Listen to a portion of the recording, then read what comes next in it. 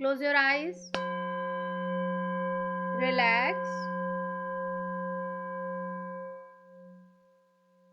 Take a long deep breath in.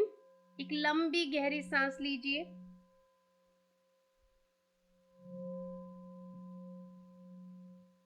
पूरा नाभि तक सांस लीजिए. And then breathe out from your mouth. One more time. Take a long deep breath in.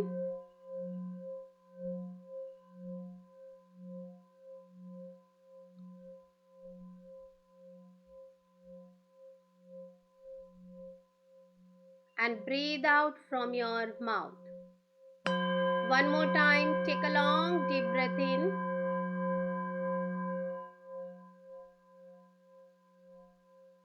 And then breathe out from your mouth. Now focus on your natural breath.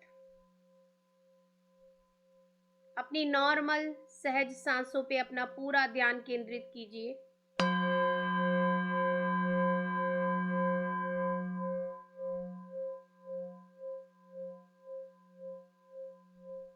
अब हम invite करेंगे अपने गुरुओं को, माताओं को, भगवान को, जिस किसी में भी आप बिलीव करते हैं.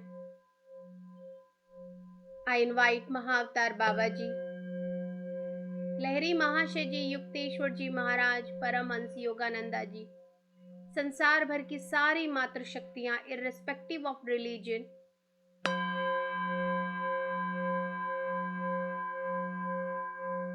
त्रिदेव त्रिदेवियां, सप्तऋषि पत्नियां, animal kingdom, plant kingdom, mineral kingdom, water kingdom, पंचतत्व, नवग्रह, सूर्य, चंद्रमा, आर्कएंजल माइकल और उनकी पूरी टीम, हमारे अपने guardian angels, spirit guide animal, सभी को हम इनवाइट करेंगे और सभी की संपूर्ण चेतना के साथ जुड़ के, कंप्लीट कॉन्शियसनेस के साथ जुड़ के हम सभी ध्यान करेंगे.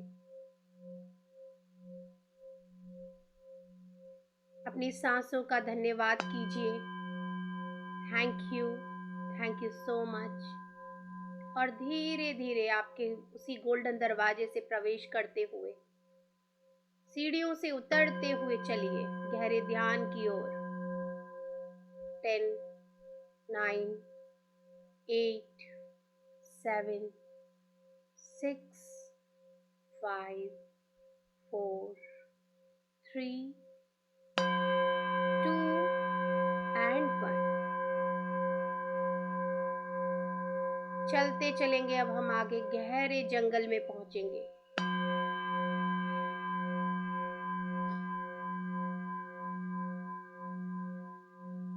इस गहरे जंगल में एक बहुत ही बड़ा पुराना वृक्ष है, जिसके चारों तरफ बैठने के लिए जगह बनी है. आप देखिए, यहाँ पे ऑलरेडी हमारे गुरु मातृशक्तियां सब विराजमान हैं.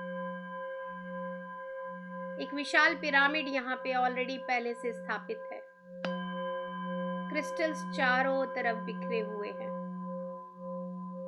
क्रॉप सर्कल्स के आसन हमारे लिए बने हुए हैं. हमें जो स्थान दिखाया जा रहा है, बहुत ही विनम्रता के साथ वहां पे बैठ जाइए. सभी को प्रणाम करेंगे और वापस से अपनी सांसों के साथ जुड़ के फोकसली अपनी एक एक सांस को देखते हुए गहरे ध्यान में उतर जाइए. लगातार अपनी सांसों को देखते जाइए और उनका धन्यवाद करते चले जाइए. अब आज आप अपने मेडिटेशन में एक पल भी अपना ध्यान अपनी सांसों से मत हटाना. मैं आपको एक बहुत ही सुंदर सी कहानी सुनाती हूँ. अपने इस ध्यान में रहते हुए इसे सुने. एक बार एक राजा होता है. वो अपनी सेनापति और उसके साथ कुछ सैनिकों के साथ जंगल में शिकार के लिए आता है। वो आपके जहां आप बैठे हैं वहीं पे ऋषि बैठे हैं, एक बहुत बहुत पुराने ऋषि, सालों से, पता नहीं कितने सालों से वो तपस्या कर रहे हैं। राजा गहरे जंगल में चलता चला आता है, चलता चला आता है, पीछे मुड़ के नहीं देखता वो कि उसके साथ वाले सैनिक कहाँ रह गए, सेनापति कहाँ रह गया। और जब वो इस गहरे जंगल में आ जाता है जहां पे कि आप सभी बैठे हैं,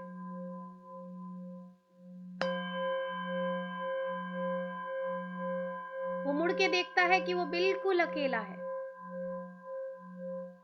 वो आ करके वो जो ऋषि बैठे हैं, सालों से जो तपस्या कर रहे हैं, आप सब भी उन ऋषि को देख पा रहे हैं। वो आपके ही पेड़ के पास में दूसरा पेड़ है, वहां बैठे हैं। उस पेड़ के चारों तरफ बहुत पत्तों की सबकी गंदगी है, और वो ऋषि के ऊपर भी चींटियों ने अपना बांबी बना दी है, मिट्टी के ढेर लगे हैं पूरी तरह से। ऋषि के ऊपर भी छोटे छोटे पेड़ पौधे उग चुके हैं। You all can able to see. राजा को लगता है ये ऋषि तपस्या में लीन है और कितनी दयनीय दशा में है, मुझे इनकी मदद करनी चाहिए। राजा अपना पद, अपना रुतबा कि मैं एक राजा हूं, मैं ये कैसे कर सकता हूं, सब भूल के ऋषि के उस पेड़ के चारों तरफ सफाई करते हैं। उनके शरीर के ऊपर ये जो मिट्टियों के उन्होंने घोंस अपने बिल बना दिए हैं, बांबी बना दी है, चींटियों ने, कीड़ों ने, जो छोटे छोटे पेड़ उगे हैं, सबको हटाते हैं ऋषि के ऊपर से, पूरा उन्हें क्लीन करते हैं। उस पेड़ के चारों तरफ जहां वो बैठे हैं, उस जगह को भी वो क्लीन करते हैं। जो ऋषि सालों से तपस्या में लीन है, वो अपनी तीसरे नेत्र से ये सब देख रहे हैं कि राजा मग्न होके लगन के साथ किसी भी स्वार्थ के बिना ये सब कर रहा है। और वो खुश होके जब वो अपनी आंखें खोलते हैं और उस राजा से कहते हैं, राजन, मैं तुम्हारे इस सेवा भाव से बहुत प्रसन्न हूं, बहुत खुश हूं। तुम्हें जो चाहिए वो मुझसे मांगो। द मोमेंट ऋषि ने बोला तुम्हें जो चाहिए वो मुझसे मांगो, राजा के अंदर अहंकार ने प्रवेश किया। राजा मन ही मन मुस्कुराया और बोला, मैं स्वयं राजा हूं, मेरे पास किस चीज की कमी है? तुम तो अपने जहां बैठे हो वहां सफाई तक भी नहीं कर सकते। तुम दयनीय दशा में हो, इसलिए मैंने तुम्हारे लिए मदद किया, तुम मुझे क्या दे सकते हो? लेकिन ये सब बातें राजा सिर्फ अपने मन में सोच रहा था, ऊपर से नहीं बोल रहा था। लेकिन जो वो ऋषि हैं, वो बहुत बहुत बड़े पहुंचे हुए ऋषि हैं। वो राजा के मन की बात को भाप लेते हैं, लेकिन वही मुस्कुराते रहते हैं। वो कहते, नहीं राजन, मैं आपको कुछ देना चाहता हूं, क्योंकि अब ऋषि को राजा को थोड़ा सा सिखाना था कि सीखो, ये पद, ये रुतबा, ये पैसा किसी काम का नहीं। वो जिस पेड़ के नीचे बैठे होते हैं, उस पेड़ के ऊपर से एक चुटकी बजा के एक बंदर को नीचे बुलाते हैं, और वो बंदर तुरंत वहां आ जाता है। और वह ऋषि राजा को कहते हैं, राजा, आप इस मंकी को, इस बंदर को ले लीजिए। राजा कहते हैं, मैं इस मंकी का क्या करूंगा? वो बोलते हैं, ऋषि, ये जो मंकी है, ये जो बंदर है, ये साधारण नहीं है, ये बहुत काम का है। आप जो काम इसे बोलेंगे ये झट से कर देगा। राजा कहते हैं ठीक है, आप दे ही रहे हैं, मतलब उन्हें कोई इच्छा नहीं है ले जाने की, बट ठीक है, ऋषि को बुरा ना लगे, वो उस बंदर को अपने साथ लेके ऋषि को प्रणाम करके वापस वहां से चल देते हैं। अब वो अपने महल आते हैं। महल आके राजा थक चुका होता है तो सोचता है थोड़ा आराम कर लूं, और वो जैसे ही आराम करने के लिए सोचता है और बैठता है, द मोमेंट वो बंदर, वो मंकी आके राजा को परेशान करना शुरू करता है। कहता है राजा राजा मुझे काम दो। राजा कहते हैं अभी तो आए हैं, हम थक चुके हैं, तुम भी आराम करो, मैं भी आराम करता हूँ। वो मंकी कहता है मुझे नहीं करना है आराम, मुझे काम दो। राजा उसको देखता है वो बहुत तंग कर रहा है, तो वो कहता है ठीक है, जाओ मेरे महल की सफाई करके आओ, पूरा महल अच्छे से चकाचक साफ कर दो। तो वो बंदर तुरंत चला जाता है। राजा सोचता है चलो अब कुछ घंटों के लिए तो मुझे आराम मिला, जब तक ये सफाई करके आएगा मैं सो जाता हूँ, थोड़ा आराम कर लेता हूँ। लेकिन वो जरा सा अपनी आंख बंद करते हैं और कुछ ही पल में वो बंदर आ जाता है और कहता है राजा काम हो गया, महल साफ हो चुका है, मुझे दूसरा काम दो। राजा को उसके ऊपर यकीन नहीं होता। राजा अपने प्रभारी को बोलते हैं जो पूरे महल की सफाई का ध्यान रखते हैं कि जाओ जरा देख के आओ, ये बंदर बोल रहा है इसने कुछ मिनटों में ही, कुछ सेकंडों में ही मेरे इतने विशाल महल को साफ कर दिया।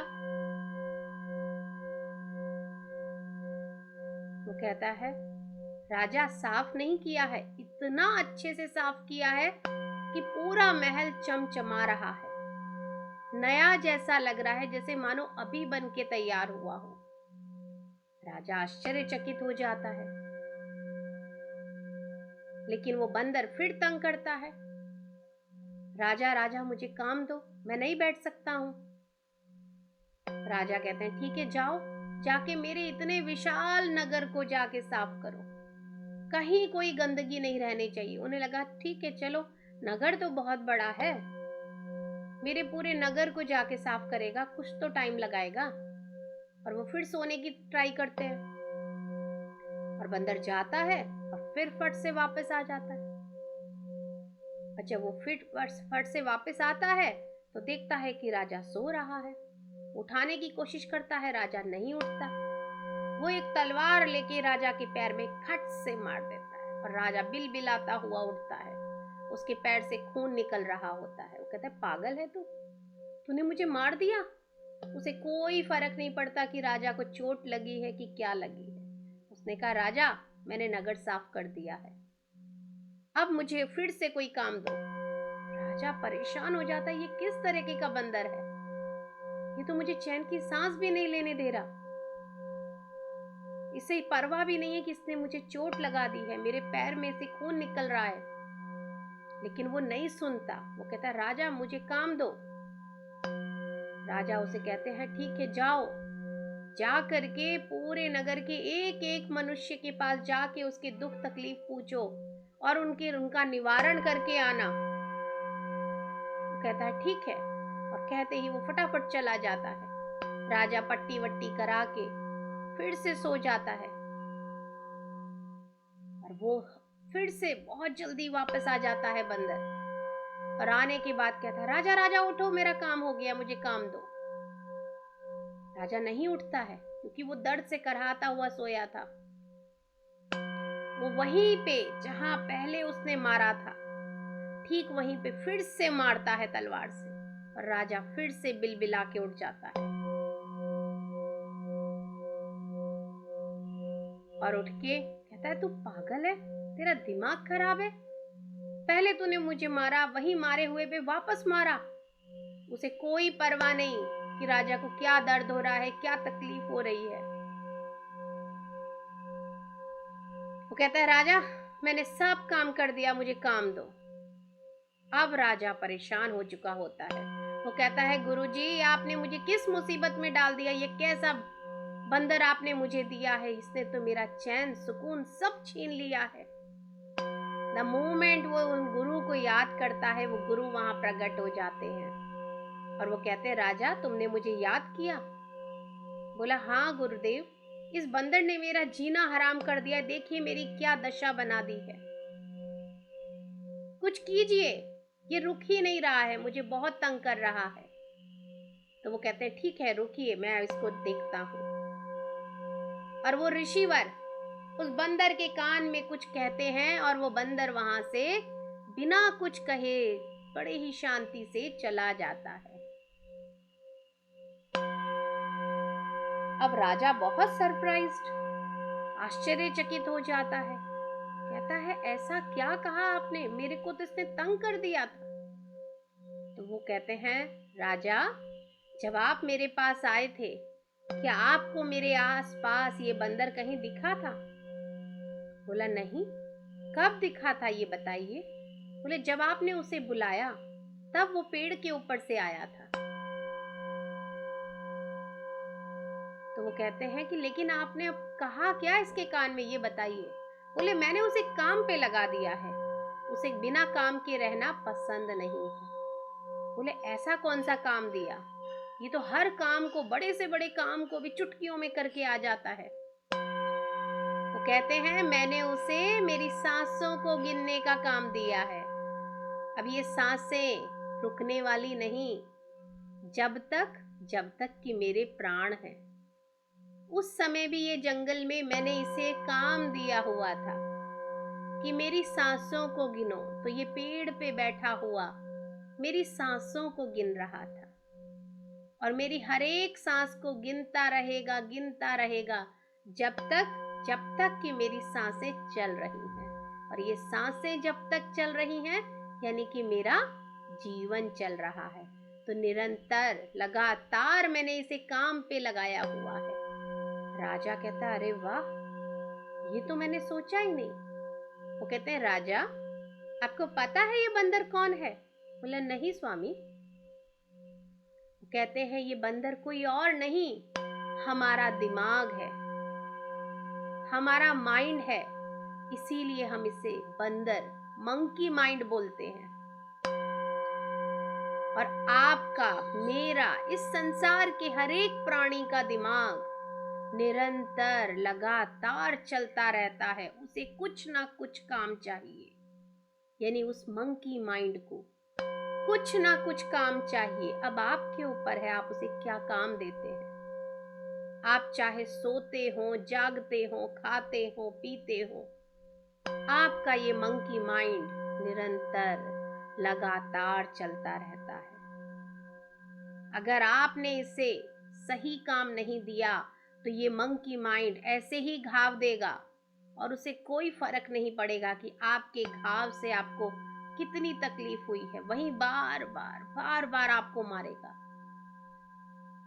आप एक बात सोच के बताइए कि जब भी आपको सालों पहले किसी ने कोई तकलीफ दी थी, किसी ने आपके साथ कुछ बुरा भला जो भी किया था वो सालों पहले किया था, लेकिन जैसे ही आप अकेले में बैठते हैं ये मंकी माइंड आपको याद दिलाता है, मेरे साथ ऐसा हुआ था, मेरे साथ इसने ये किया था, वो किया था। और आप फिर से उसी पास्ट में जाते हैं, पट्टियां खोलते हैं, घाव के ऊपर, जो जख्म के ऊपर पपड़ियां जम गई हैं उन्हें उघाड़ उघाड़ के, हिला हिला के देखते हैं। ये सब आपका ये प्यारा सा मंकी माइंड करता है। बार बार आप देखेंगे, उसने मेरे साथ ऐसा किया, उसने मेरे साथ वैसा किया। ये मंकी माइंड निरंतर लगातार ऐसे ही आपको लगाए रखेगा। इसका एकमात्र तरीका है, आप इस मंकी माइंड को बोलिए कि मेरी सांसों को गिनो। सांसों को गिनो मतलब ध्यान में लीन हो जाओ और अपनी एक एक आती जाती सांस पे ध्यान केंद्रित करो।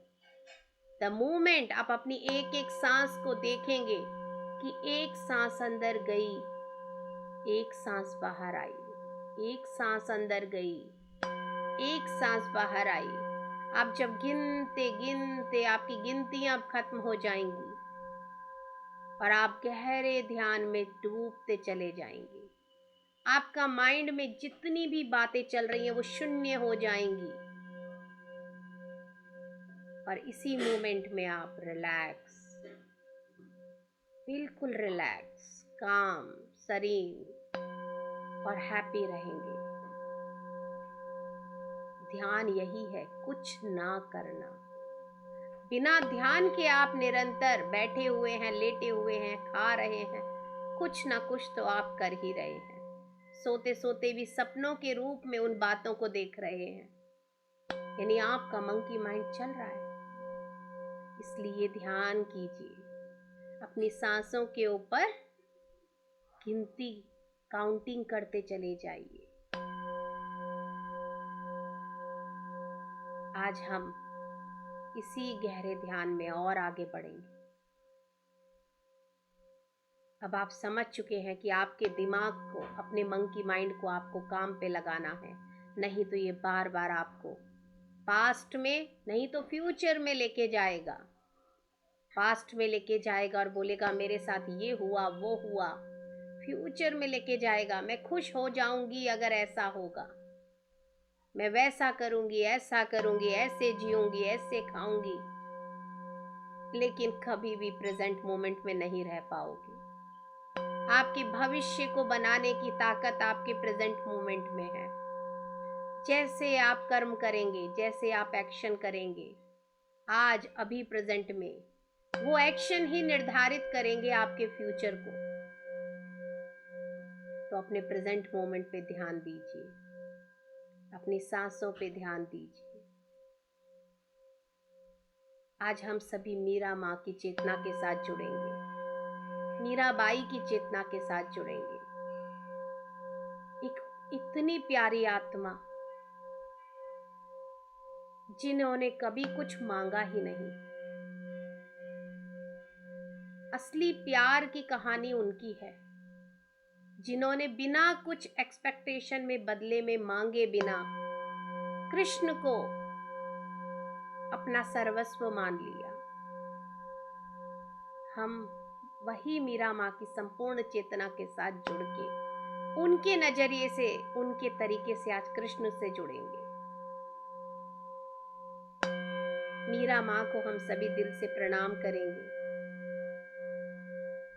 और उनकी संपूर्ण चेतना के साथ जुड़ के, भगवान कृष्ण की संपूर्ण चेतना के साथ जुड़ के इस गहरे ध्यान में उतरेंगे।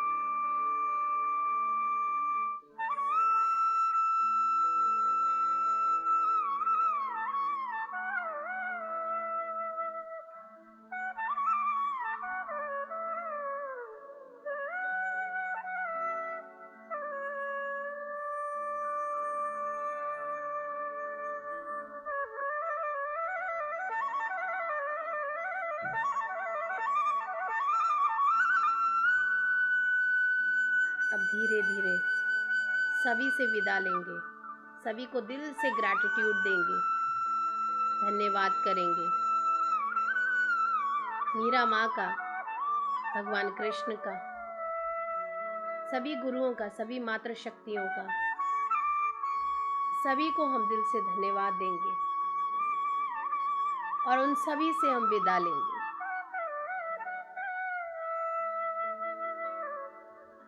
सभी के हाथ आशीर्वाद रूप में है और हमारे पूरे ऑरा को उन्होंने एक डिवाइन शील्डिंग दी है। हम उन्हें प्रणाम करके धन्यवाद देके वापस आना शुरू करेंगे। हम उन्हीं सीढ़ियों के सामने आ चुके हैं, एक एक करके वो सीढ़ियाँ चढ़ना शुरू करेंगे। 1 2 3 4 5 6 7 8 9 and 10 और उस गोल्डन दरवाजे से प्रवेश करके वापस अपने उस कमरे में आएंगे, अपने शरीर में वापस लौटेंगे। दोनों हाथों की हथेलियों को अपनी आंखों के ऊपर रखिए। 5 4 3 2 and 1। बहुत ही प्यारी सी मुस्कान के साथ, ग्रैटिट्यूड की भावना के साथ आप अपनी आंखें खोलिए। अपने इस बॉडी टेम्पल को इस तरीके से सहलाइए, अपने आप को प्यार से बोलिए आई लव यू। और सभी का, सभी डिवाइन का, सभी मातृ शक्तियों का, सभी गुरुओं का हम दिल से धन्यवाद करेंगे। Thank you, thank you, thank you so much.